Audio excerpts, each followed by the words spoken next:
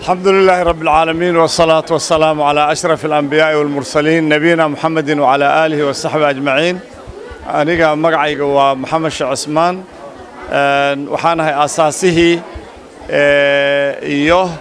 chairman كبورد of trustees جامعة إسلام كينيا Islamic University of Kenya أولنا لديه جري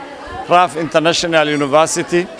waxaan aad iyo aad ugu faraxsanahay maanta inaan imaado Wajeer County magaalada caasimadda Wajeer oo aan la kulmo ilaa dhowr boqol oo arday oo aan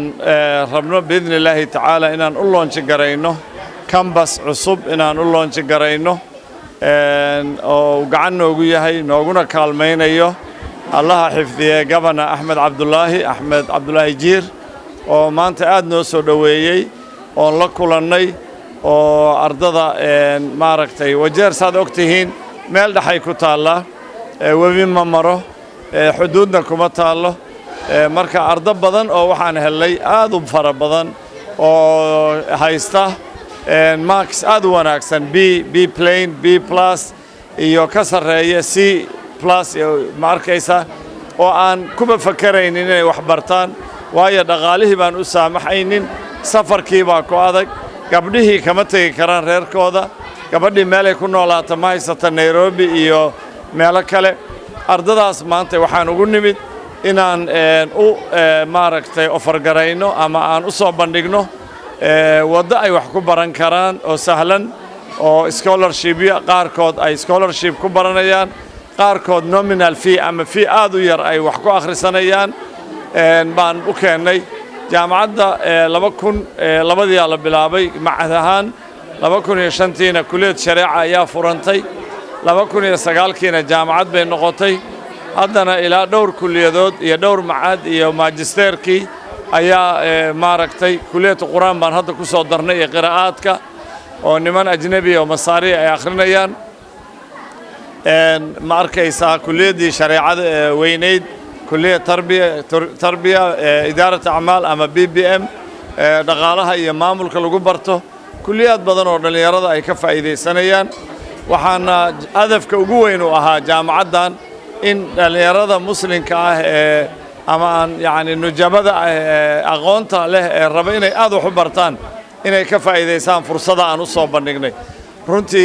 روجر آد بنقوم هالنغية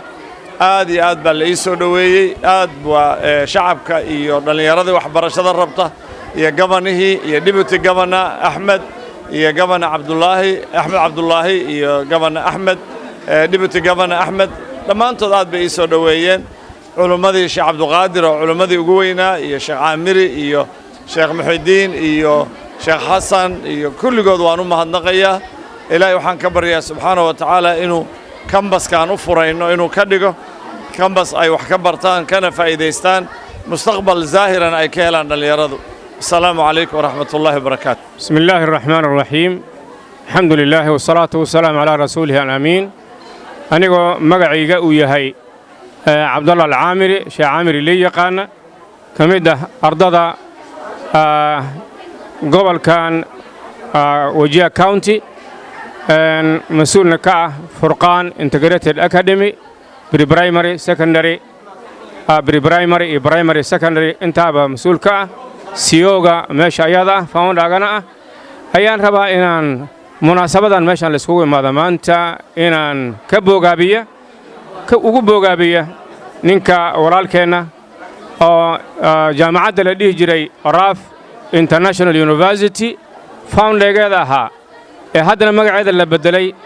لو بدلي محوها إسلاميك يونيفرسيتي إن كينيا لو بدلي جامعة دايدا نينكي فاوندر كأها وهاولي هذا نجوجا أيام أنت نو إمادي أو مناسبة دان مش أنا كوكرا نوجا إمادي وحنا إن هذا كان كجبوا جابية إماتين كيسة وما هدعلية خير الله السيا تلابد وسوق قاضي وقبل كان رجال وسوق قاضي آد بقوم هتسيا رنتا يدا إلهي سبحانه وتعالى ميزان حسناتي الله كيلا جامعة دان وجامعات صح برايفيدا لكن أهمية وين أي مانتا بلشدا ريوجر أما كينيا أورلمبا أي أولاد هاي سبتوا جامعات إسلامية يسكر لبضبا لقول دكتوي jaamacaddan wakhtiga ay bilaabatay maanta inta ka dhaxaysa waxa weeye rool weyn ayay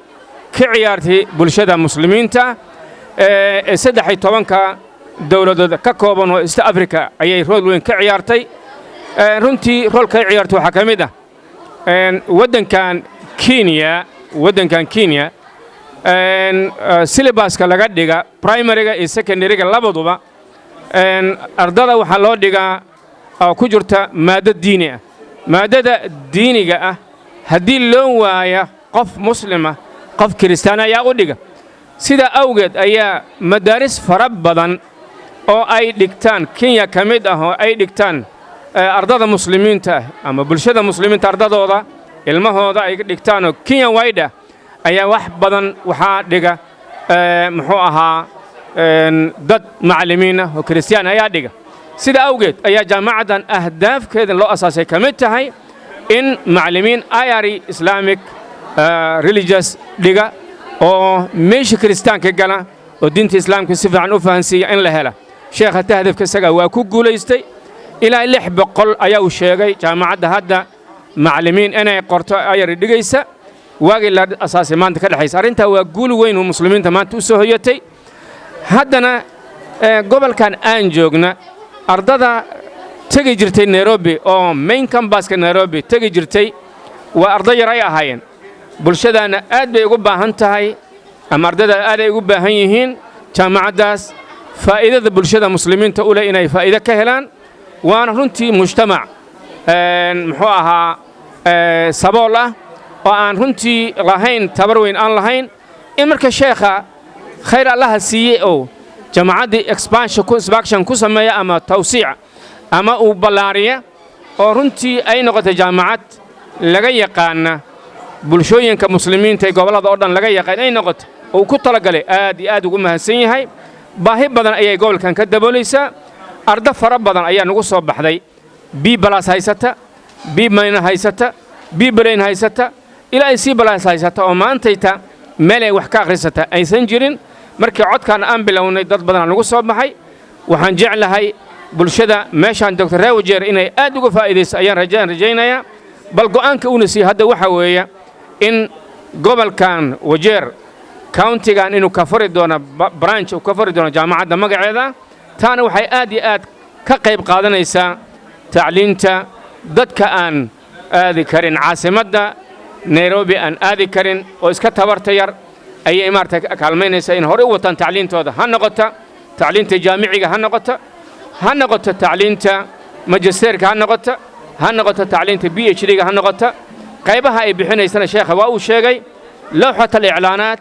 ama notice boardka uu sheekha sameeyay ayaa qaybaha ay ku qoran yihiin qaybo secular waa jiraan qaybo islaamiga waa jiraan kuwa aan ku qorneen oo kamata sida naasan oo kale sheekha sheegana way jiraan waxaan aad iyo aad runtii ugu mahadcelinayaa tilaabada sheekha maanta uu soo qaaday oo gobolkan u soo qaaday kuwa ka faa'iideysta Allah naga dhiga ilaahayna ajirkiisa subhanahu wa ta'ala xad Allah yeela waxaan rabaa bulshada muslimiinta ee gobolkan ku nool